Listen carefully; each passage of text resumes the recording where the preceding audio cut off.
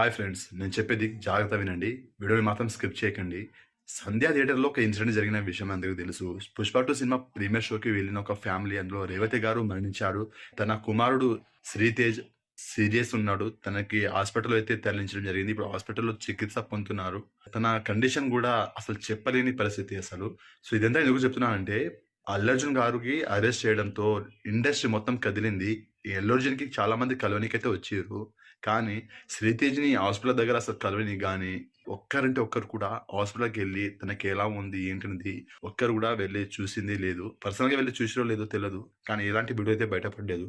Theatre దగ్గర వచ్చినందుకే ఇంత crowd వచ్చింది అండ్ ఇలాంటి సంఘటన అయితే చోటు చేసుకుంది. మరి హాస్పిటల్‌కెళ్తే అక్కడ గూడా ఇలాంటి సంఘటన జరగొచ్చు కదా అని మీకు అనిపించొచ్చు. కానీ ఇలా పబ్లిక్‌గా ఎందుకు పర్సనల్ గూడా వెళ్లి చూడొచ్చు గదా!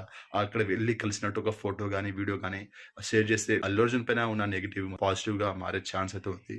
కానీ ఒక్కరంటే ఒకరు కూడా ఈ విషయం పైన ఒక్కరు గూడా ఇండస్ట్రీ పెద్దలు కానీ అసలు స్పందించడం లేదు. సో, ఇది నాకు చాలా బాధ అనిపిస్తుంది. సో, ఇదే డౌట్ అందరికీ ఉంది. ఇంతమంది అసలు చిన్న హీరో అని, పెద్ద హీరో అని తేడా లేకుండా ఇండస్ట్రీలో ఉన్న ప్రతి ఒక్కరు చాలా మంది అల్లు అర్జున్‌ని కలవడం జరిగింది. అలాగే ఫ్యాన్స్ గూడా అల్లు అర్జున్ అరెస్ట్ అయితే ఫ్యాన్స్ కావచ్చు, పబ్లిక్కు అసలు ఎట్లా అంటే అల్లు అర్జున్‌ని అరెస్ట్ చేయడంతో వేరే వాళ్ళని ట్రోల్ చేయడం గాని, తిట్టడం గాని ఇలాంటివి జరిగింది. ప్రెజెంట్ ఇప్పుడు ఒక బాబు పరిస్థితి అక్కడ విషమంగా ఉంది. బ్రతికి బయట పడతాడా లేదా అనేది కూడా చెప్పలేని పరిస్థితి. సో, నాకైతే చాలా బాధ ఉంది. ఆ బాబు తన తల్లిని కోల్పోయాడు. అక్కడ ఒక ఫ్యామిలీ మొత్తం డిస్టర్బ్ అయింది. సో, ఆ తండ్రి బాధ చెప్పలేనిదసలు. ఇండస్ట్రీ పెద్దలు గాని, ఎవరైనా సరే అల్లు అర్జున్‌ని కలిసిర్రు ఓకే. కానీ తమ సినిమాను చూస్తున్న ఆడియన్స్ పరిస్థితి ఇలా ఉన్నప్పుడు, తమతో కూడా టైమ్ స్పెండ్ చేయాలి కదా! ఎలా ఉంది ఏంటనేది కనుక్కోవడం గాని, అక్కడికి వెళ్లి కలవడం గాని, ఇలాంటివి చేస్తే బావుంటదని నా ఫీలింగు. సో, తప్పుగా అనుకోద్దు. నేను ఎవరిని తప్పు పట్టట్లేదు. ఆడియన్స్ గురించి కూడా ఇండస్ట్రీ పెద్దలు ఆలోచించాలని నా ఫీలింగ్ అంతే.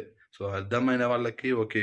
అర్థం కాని వాళ్ళు నెగెటివ్ కామెంట్ చేసినా నేను యాక్సెప్ట్ చేస్తాను. అర్థం చేసుకున్న వాళ్ళు మాత్రమే మీరు పాజిటివ్ కామెంట్ అయితే చేయండి.